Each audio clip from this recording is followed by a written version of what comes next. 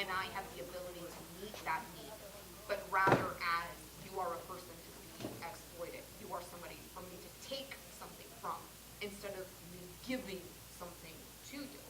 And ultimately, part of the argument that I'm trying to make is that, you know, I would love to see the collapse of capitalism and then for us to switch to a gift economy. Now, you might say that's just totally unrealistic. That's fine. I'm a theorist. I'm cool with being unrealistic.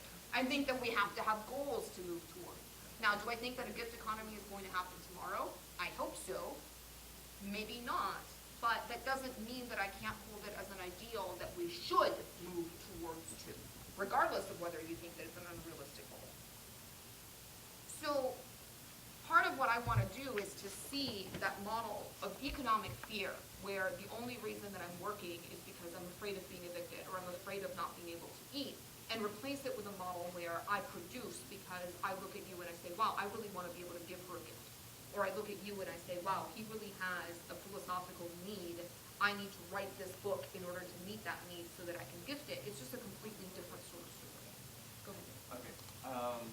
I guess going back before a little bit of what you said about obeying laws and such like this, not necessarily is it all governmental or, you know, like you were defining states as a body that contains power. There can also be a cultural fear where I don't want to do something because my peers will, you know, come after me for it. And one of my examples of this is, you know, I participated in the Occupy Denton, which was a much smaller scale, like it was only maybe 30 people on the UNC campus. But one of the few issues we had was like, okay, who's going to make dinner? And basically for like the first week, everybody was really good about it, and then nobody did it. And then people got angry because nobody did it, and then nobody was cleaning up after we had our dishes. And so basically, these laws start to come into order because people need to get stuff done. Nobody wants to take responsibility for themselves necessarily. One person does, they end up doing it 4 or 5 nights in a row. Everybody gets angry, and then they're like, well, we need to make up some sort of way to make sure people do this. And then what do you do with that? I think the best thing we have is we can organize ourselves. We don't have to necessarily address everything the larger entities are doing. If we can organize ourselves, larger units with individuals, not a larger system, we band together, have all of our strengths as one, and use that as our unit for negotiating. But I'm talking about interpersonal. Right, but I mean, he's just talking about like when the rubber meets the road, like somebody has to do the dishes, Right. and it's nice that if you say that you're going to and you don't, that I can fine you. Or I can whip you. Or throw you in but jail. there's a You know, if there's a you certain amount of if you take away like monetary, you still have a cultural capital. You have a responsibility to someone else, and if you don't do that, maybe it's not an actual fine or anything imprisoning you, but you have a shame brought upon you, and so there's still that weight upon you from the community that you didn't do your responsibility. I saw a couple of hands. Yeah,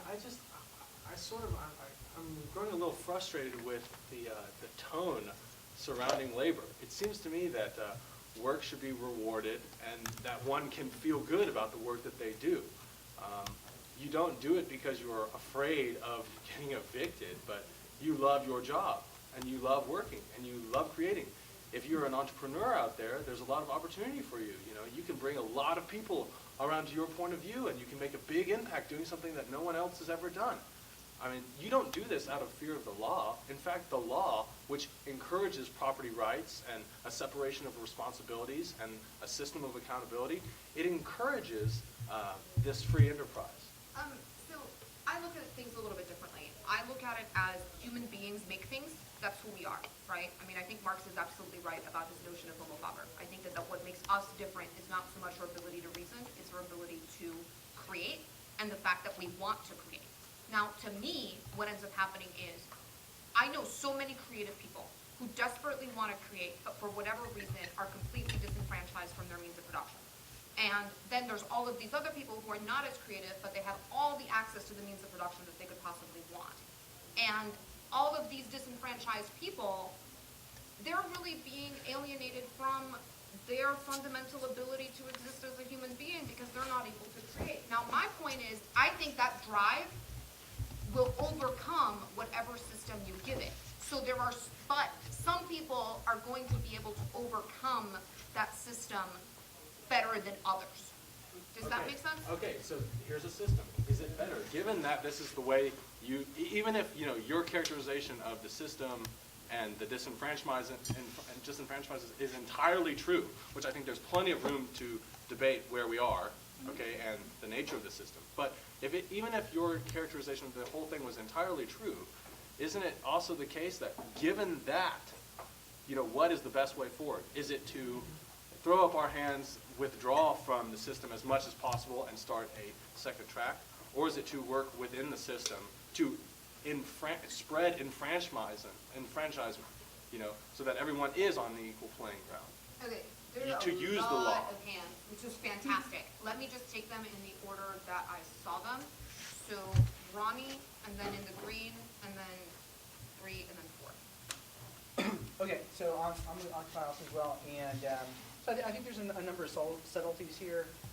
If you go and talk with the folks at the ISO, the International Socialist Organization here in town, there's a UT chapter, there's a city chapter. A number of them will describe themselves, self-describe themselves as democratic centralists, and that they don't abandon the notion of hierarchy, but you know, this aspect of hierarchy and anarchism is very important in challenging kind of dictatorial rule.